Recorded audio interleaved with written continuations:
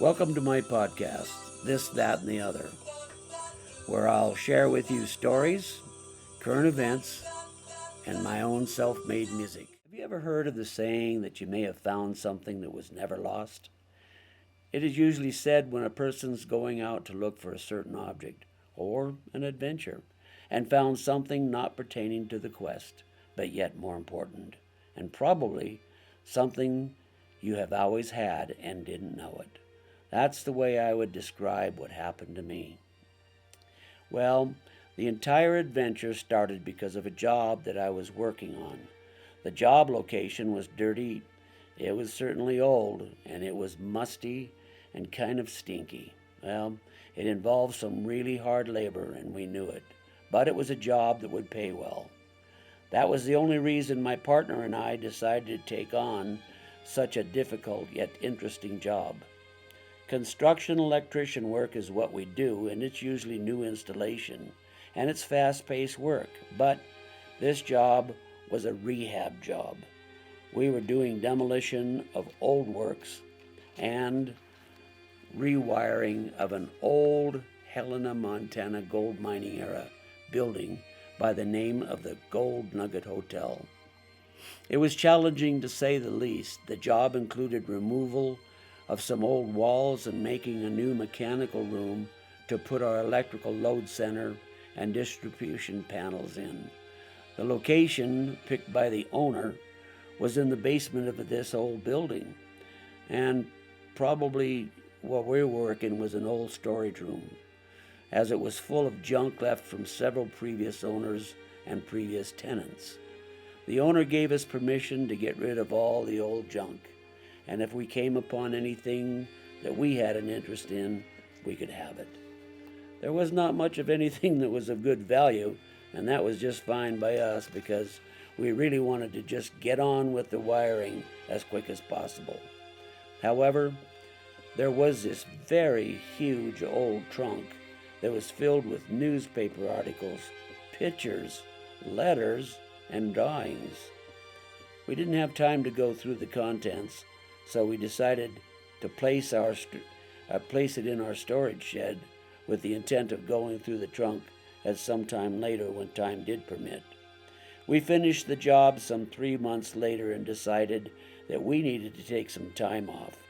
We divided the work that was required to be done in order to take the vacation we both needed desperately. I got the job of cleaning and organizing the storage shed. When I finished, I had everything in its proper place except for this huge old heavy trunk that we found in the basement. My partner had no interest in the trunk, so I decided that the best thing to do was to put the trunk in my basement to get it out of the way so I could just go on as a much needed vacation.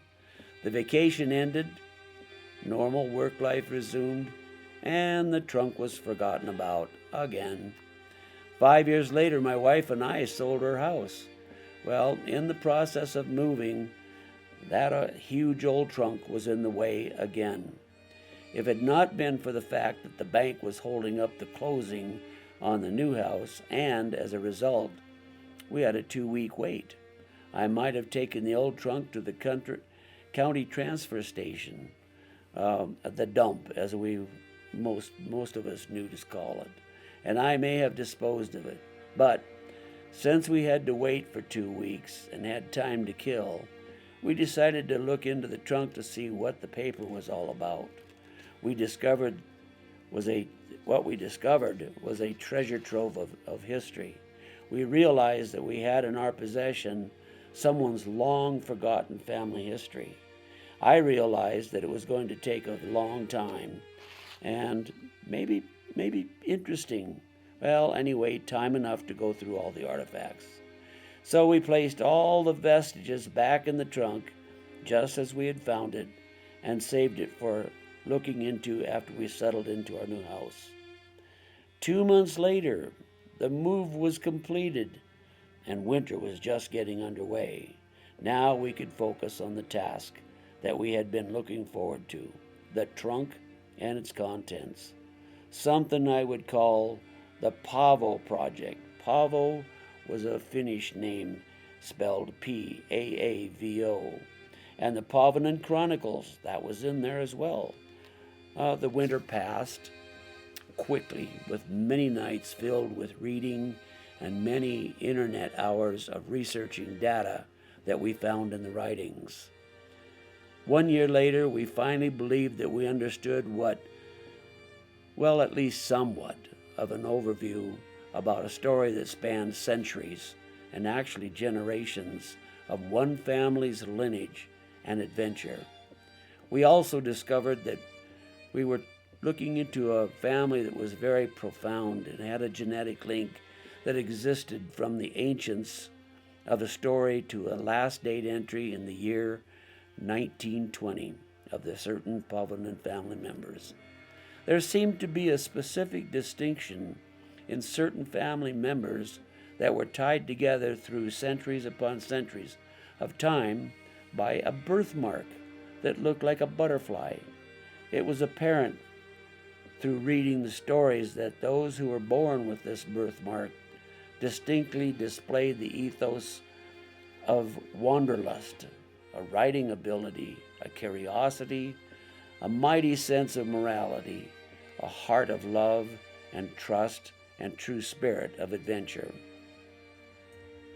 We also found that the Pavanen family had spent so much time trying to learn about strangely familiar things to me, maybe because their history included a part of the world that my ancestry resided in, and that was a place called Haparanda in Sweden. And one particular aspect of this find was that I too, curiously and coincidentally, had a mark of a butterfly on my shoulder. My wife and I shared many a laugh about this. We laughed that I should aspire to become as colorful and well-behaved as the butterfly indicated that I should be. But that was in the back of my mind, and I wondered if the coincidence was more than just chance happening. Was this trunk supposed to end up being in my care? Sometimes I wondered. I had the feeling that what seemed to be lost had been found, but was mine to find, and so it never really was lost, and now it was in my responsibility to share the contents. I, in a sense, had become the guide for the story to be told. Through research and reading contents of the trunk, we found that the Pavanen family had become extraordinary pioneers and embedded journalists of their time and history. The storyline of their life was remarkable, as they were personally connected to many of the history makers of their time, the likes of Alexander Hamilton and Thomas Jefferson, Benjamin Franklin, John Adams, Andrew Jackson, even Lewis and Clark. Wild Bill Cody, Sam Houston, Robert Moran, Horace Greeley, John Coulter, and many political characters, and many journalists too. Some great Indian chiefs and history-making Native Americans. Consequently, they were able to agglomerate the human interest stories of the time. They wrote about the behind-the-scenes truth and the real-life and time accounts of the American Revolution, the War of 1812, the Mexican War, and the Civil War. They exposed the verity of slavery and the plight of the Indian nations. They also expressed, with beauty and color, the culture of the African peoples brought to the colonies as slaves, and the beauty in the culture of the Native American Indian. Through the Pavanen Chronicles, they explained the expansion of the United States from the beginnings as colonies to the development of the territories and to the final completion of this continent recognized by the United States. They, through the pen and print, gave life to the trappers, the loggers, the ranchers, the miners, the frontiersmen, the gamblers, the gunfighters, and the expressmen, to include the railroaders, the rivermen, the cowboys, the Indians, the politicians, the artists, the heroes, and the villains, and the farmers and the women who brought this great country from its beginning into the 19th century. The Pavanen Chronicles were the very best newspaper reads of the day for decades upon decades. They were proud that they wrote without ever glowing in for misinformation, and that's what they didn't want. They didn't want false conjecture, and they didn't want a stereotypical slant. Unfortunately, and more often than not, many of the newspaper businesses in the developing Western territories were started and continued for nefarious reasons and purposes. The Pavanen character kept true and kept with integrity the truth of the newspaper business as a mainsail of their ship delivering the information to the western regions of a growing United States. The Pavanen Chronicles never grew to be a big newspaper business, as they were content to convey the complex truth with no false assumptions for the everyday folks of the West. They also understood that to grow big and to be of mainstream notoriety, they would most certainly make some enemies that would complicate the life they enjoyed. However, in the end, it was just too much to stay small. A huge public and consumer demand made for their publication to become a burden. The last of the Chronicles, in the late summer of 1910, tells the story of their end time, when the last editor put their paper to bed for a final edition. 10 years after the last installment of the newspaper, the last editor put his best and most prized work in a huge metal container, stored it in the last known place of residence, and vanished, or so it seemed. 10 years after we started research on the contents of our find, through many nights and weekends of work, and through travel to geographical areas of mention, we finished our compilation in story form. It seemed almost sad to read into the sunset of their saga, but we could understand the need to end their era of journalism. After the wonderful journey that we were fortunate enough to be taken on, two questions remained. Why did they only save Pavo and the Chronicles in this trunk? And who ended up with this trunk only to put it in its final resting place that we found?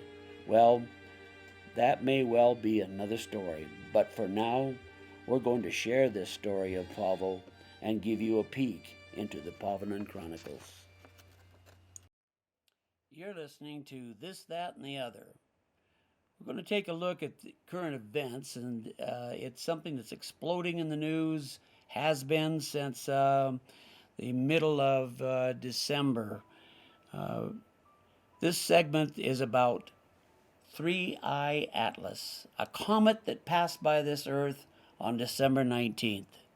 And it started an explosion of conversation and claims about a discovery that seemed to shatter physics and have scientists stunned worldwide. So here's the story. 3I Atlas came screeching into our solar system through the regions of deep and ancient space and quickly became a big news item in the astroscience world and the conspiracy theory world. A huge 7-mile in length, cigar-shaped mystery object that made its closest approach to Earth in mid-December of 2025, passing within 168,000 miles of our planet, traveling at a speed of 144,000 miles per hour, while scientists used various telescopes to study the comet's composition and behavior. At least it was thought to be, in the beginning, a comet. Researchers detected hydrogen and dust, all related features of a comet.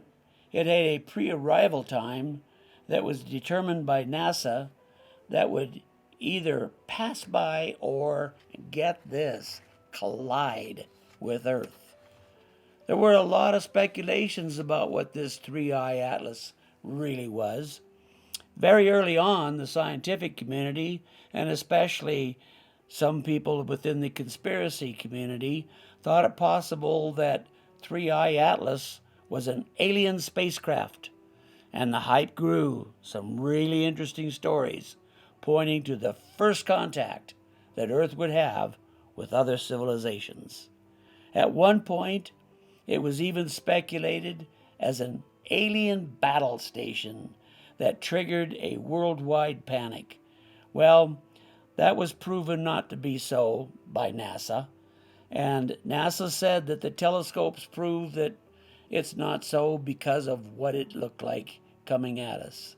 NASA declared that there was no plan of action, and a true identity of the situation was escalating beyond control.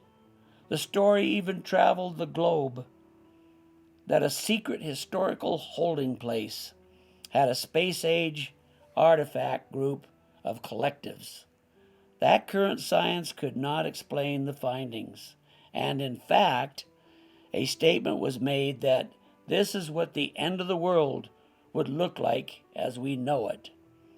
There was even a study that our moon began to drift away from the orbit of the Earth. Well, that was eventually proven not to be so. But it spread panic amongst the scientific world and amongst the conspiracy theory folks alike. 3-1 Atlas is now traveling into our outer space from Earth orbit. But the fears of man and our imagination will continue as long as new theories are left to our imagination. The greatest cosmic shock of our time was being discussed at the highest levels of government. The James Webb Telescope exposed a universe so vast it borders on the unthinkable.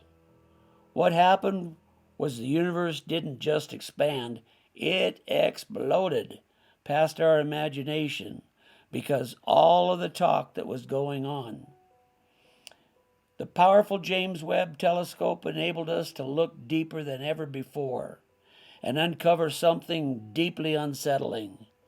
There are galaxies where none should exist, at distances that defy the old models, and at a cosmic scale so extreme that it made humanity feel microscopic. What was supposed to confirm theories instead threatened to destroy them. That was at hand, behind cautious scientific language. Well, that made chilling implications that we haven't explored the universe at all. The fears did mount. We've barely opened our eyes, and what it may be hinting at next could rewrite reality itself. The revelations erupting within the circles of the conspiracy theory group brought in some big hitters. They talked about 5 mysterious microprobes that reportedly appeared near 3I Atlas. In a set of classified informations that triggered an urgent call to prepare the public immediately, it was said that a colossal extraterrestrial craft is approaching Earth. A chilling message said, coming from the craft itself, that we will arrive in 29 days, and this is the final warning before humanity reaches a point of no return. Rumors. However, Harvard astrophysicist Avi Loeb commented, something far more mysterious is happening as the countdown reaches its final 11 days before 3I Atlas comes into our realm. This claim has ignited a storm of cosmic questions, hidden data, and unsettling possibilities that scientists rarely discuss, at least publicly. But as new observations challenged everything we thought we knew about interstellar visitors, the truth became even stranger and more urgent than anyone expected. To uncover some obscure clues feeling this extraordinary theory, the scientists turned to Avi Loeb. Avi Loeb said that 3I Atlas is not a normal comet at all, but he did declare it as a comet. But he said something far more mysterious. As the countdown reached 11 days, the claim ignited a story of cosmic questions, hidden data, and unsettling possibilities that scientists rarely discuss. To explain this extraordinary theory, Abby turned to the James Webb's latest data, where something strange emerged, signals that don't fit the universe at all, structures that organize light behaving the wrong way, patterns that suggest separation and yet connection. The fact is simply this: when a scientist is now stepping forward and boldly issues a blunt warning, it may not be a mistake and not even a theory. If confirmed, it would mean our universe is not alone and never was. The most disturbing part is that we may have just looked straight through the boundary, and honestly, we're not prepared for what we see. That was a statement. It was supposed to be possible. James Webb's latest data gave us something strange, emerged signals that don't fit the universe at all. The science community had a lot to say about it. They were saying things like, it's an unstable structure. It has violent outgassing. It's a nightmare scenario that spreads. It's breaking apart and could spiral out of control, or at least they thought that that's possible. And then the twist lands. Hattie said, no threat to Earth, just a rare cosmic drifter reacting badly to our sun. But still, astronomers are shaking because this is exactly what they warned about: unpredictable visitors, alien chemistry, a zero rule book. Nothing was written about this prior.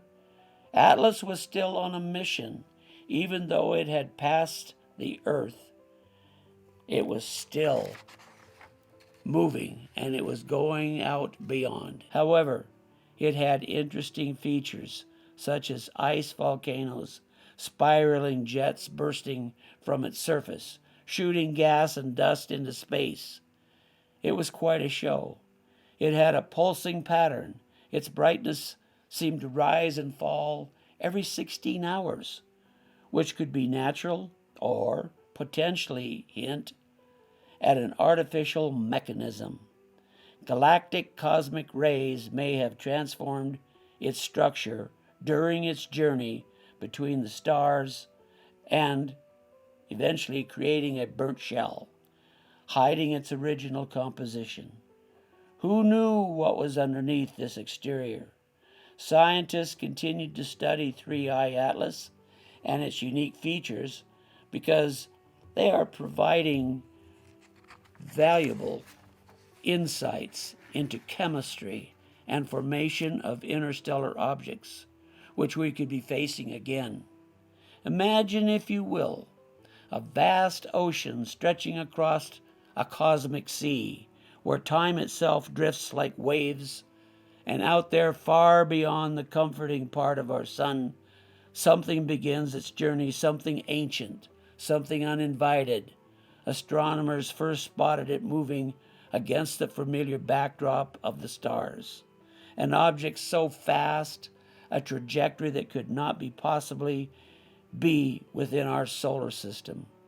Behind that technical name, 3I Atlas, hides a far more profound question: who or what sent it? And now it's in silence. It shaped, and it didn't match its orbit.